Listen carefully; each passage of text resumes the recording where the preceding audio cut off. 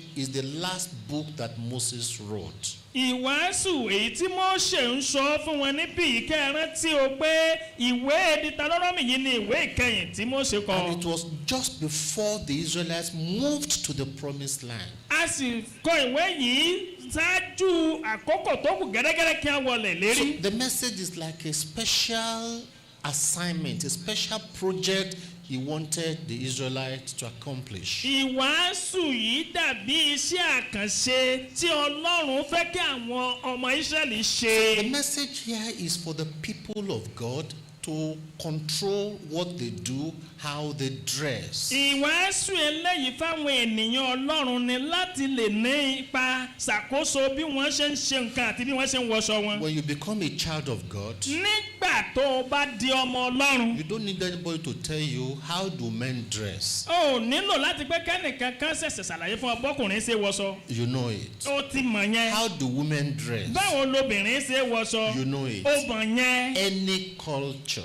Àṣà yòówù tí ìbàjẹ́. any race, Àní ẹ̀yà yòówù tí ìbàjẹ́. any country, Orílẹ̀-èdè yòówù tí ìbàjẹ́. there are things men do.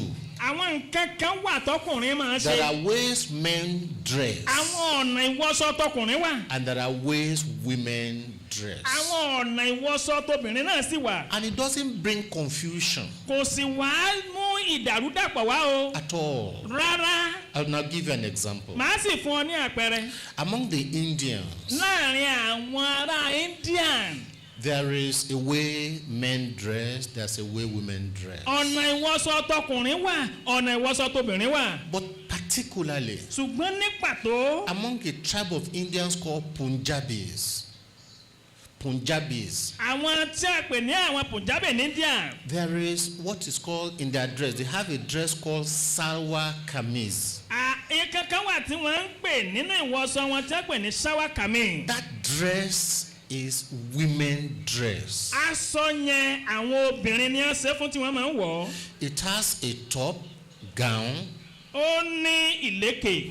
and it has a bottom, trousers. Ó sì tún ní ìsàlẹ̀ ṣòkòtò. That is how they dress. Bí wọ́n ṣe máa ń wọṣọ tí wọ́n nìyẹn. The Punjabis, for instance, are 90% Sikhs, or if you could like, a branch of Hinduism. Nínú àṣà ìwọṣọ tí wọ́n yẹn, ìlà inú ìdá mẹ́wàá ìdá mẹ́sàn-án rẹ̀ ti àwọn Hindus ni. They find it, that is how everybody dresses. Bí gbogbo olúkúlùkù ṣe máa ń wọṣọ nìyẹn. And there's no confusion about that. Kò sì wá sí ìdàrúdàpọ̀ nípa ẹ̀. Their men don't put on salwar kameez. Àwọn ọkùnrin wọn kì í wọ shower kami. They dress in another way. Ọ̀nà mìíràn ni wọ́n ń gbà wọṣọ. And there is nothing that is confusing about it. Kò sì wá sí tó dàrúdàpọ̀ nínú ẹ̀. Take a case of Nigerian tribe. Ẹ mú wá sí orílẹ̀-èdè Nàìjíríà nínú There are ẹ̀yà some wọn. tribes in Nigeria today. Àwọn ẹ̀yà kan wà lórílẹ̀-èdè wa lónìí. Their men tie wrappers. Àwọn ọkùnrin wọ́n máa ń sọ̀rọ̀ ìròmọ́ra ni. That is how they have been doing it before the gospel came. Bí wọ́n ti ṣe nìyẹn kí ìyìn rere tó wá. They will put on their dress, the top, and then they will tie special robe, special wrappers. Wọ́n á wọ aṣọ wọn bí wọ́n ṣe wọ̀ bọ́kùnrin ṣe wọ̀ ṣùgbọ́n ìró ni wọ́n rò lé. They've been doing that before the gospel came. Wọ́n ti ń ṣe léyìí kí ìyìn rere tó dé. It has nothing to do with fashion. Kò kàn ní í ṣe pẹ̀lú àṣà rárá. So every culture knows what belongs to a man, what belongs to a woman. Olúkúlùkù ẹ̀yà àti àṣà wọn ló máa ń tó jẹ́ tọkùnrin àti tóbìnrin. Where sin comes in, Nígbà tí ẹ̀ṣẹ̀ wọlé. and where disobedience to this instruction comes in, Nígbà tí àìgbọràn sí àṣẹ yìí wọlé. is when you want because of fashion. Ó dàbí pé gbà tí wọ gẹ́gẹ́ bí nítorí àṣà.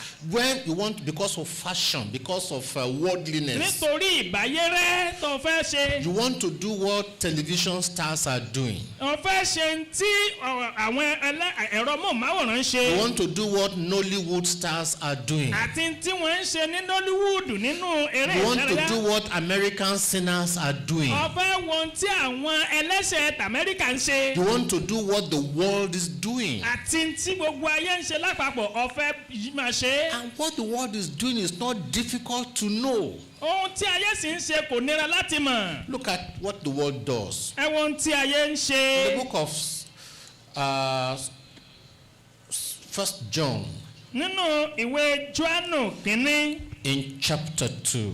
Ní orí ìkejì. 1 John chapter 2.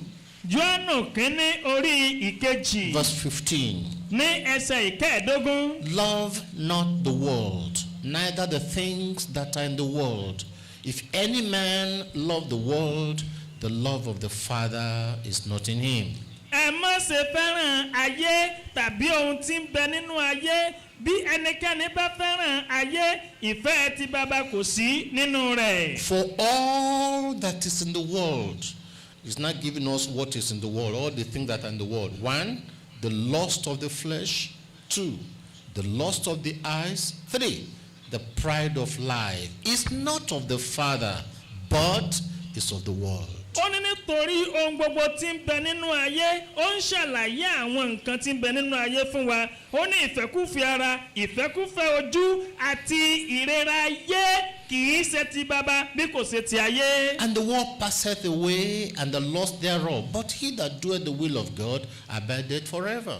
Ayé sì ń kọjá lọ àti ìfẹ́kúfẹ̀ẹ́ rẹ̀, ṣùgbọ́n ẹni tí ó bá ń ṣe ìfẹ́ Ọlọ́run ni yóò dúró láéláé. What the Bible is telling us is this. Ohun tí Bíbélì ń sọ fún wa ni èyí. The world specializes Ayé dúró lórí. in promoting the lust of the flesh. Láti máa mú ìfẹ́kúfẹ̀ẹ́ ara dàgbà gbèrú sí i. Allowing people to dress in provocating dresses. Wọ́n ń gbàyè fún àwọn èèyàn láti wọṣọ lọ́nà tí ó gbà mú Ọlọ́run bínú. Dresses that will show forth and make people to sin. Ohun ìwọṣọ tí yóò mú àwọn èèyàn ṣubú sínú ẹ̀ṣẹ̀. By allowing a woman to be indecently exposed. Nípa gbígba àwọn obìnrin láàyè láti fi ìhòòhò ibi kọ́lọ́fín ara hàn. There are some things about a woman's dress or dressing that can make a man to think what he shouldn't be thinking. Àní àwọn ìwọṣọ àwọn obìnrin kan wà tọ́jẹ́ pé tí obìnrin bá wọ̀ yóò mú kí ọkùnrin máa ronú nípa tí ó yẹ kó ronú pẹ̀. The lust of the flesh, the lust of the eyes, Ìfẹ́kúfẹ̀ẹ́ ara, ìfẹ́kúfẹ̀ẹ́ ojú. and the pride of life.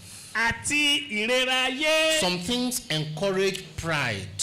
Àwọn nǹkan kan fààyè gba ìrera. Some dressing encourage pride. Àwọn ìwọṣọ kan fààyè sílẹ̀ fún ìgbéraga. Some behavior encourage pride. Àwọn ìhùwàsí kan fààyè gba ìgbéraga. And so anything that does that Ohunkóhun tó bá ti ṣe yìí. is what is promoting the things of the world. Òun náà ni tí a sọ pé ó ń mú kí nǹkan tayé gbèrú. And we don't expect a child of God to now follow that direction. A ò sì retí kí ọmọ Ọlọ́run kó lọ ní ìlànà yẹn. So my sister, I hope you understand what we are saying. Arábìnrin mi, mo rò pé òye ń tá a sọ yé yín. That whatever dressing Pé ipò ìwọṣọ kí ìwọṣọ yòówù. that goes contrary to the principles of godliness and principle of separation of identity is sin. Tó bá ti tako ìlàkalẹ̀ àti àgbékalẹ̀ ìyapa kúrò àti dídáwà mọ̀ gẹ́gẹ́ bí Kìrìsìtẹ́nì ẹ̀ṣẹ̀ ni.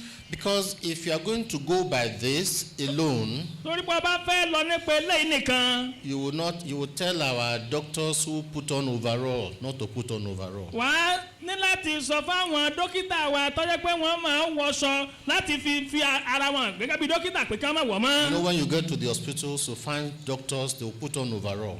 wàá rá bàbá dé ilé ìwòsàn wàá rá àwọn dókítà wọ́n á wọṣọ lọ́nà tiwọn. Or you get to the laboratory and you find some people who will put on overall. tàbí tó o bá dé ibi tí wọ́n ti ń ṣe ìyẹ̀jẹ̀ wò wàá rí wọn ní ọ̀nà tí wọ́n gbà wọṣọ wọn. Or you will say, well, a man is putting on overall, a woman is putting on overall, they shouldn't put on overall. pé ọkùnrin dókítà obìnrin náà nǹkan kan náà ní àjọjọ wọ̀ ó yẹ kí wọ́n yàtọ̀ọ̀tọ̀ kò yẹ kó rí bẹ́ẹ̀. That's not what the Bible is saying. ohun tí bẹ́ẹ̀ ní sọ kọ́ lélẹ́yìí. The Bible is talking of when we allow worldliness and the pride of life and the lust of the flesh to determine how we do and what we put on, then we easily fall prey into what God doesn't want us to be. ṣùgbọ́n tí bẹ́ẹ̀ lè sọ ni pé nígbà tá a bá ti lè gba ìgbéraga ìfẹ́kúfẹ̀ẹ́ ojú àti ìfẹ́kúfẹ̀ẹ́ ara láti máa ṣàkóso gbogbo tá a bá ti ń ṣe eléyìí ni yóò mú wa jẹ́ ìjẹ lọ́wọ́ Sátánì láti bọ́ sínú ìdẹkùn rẹ̀.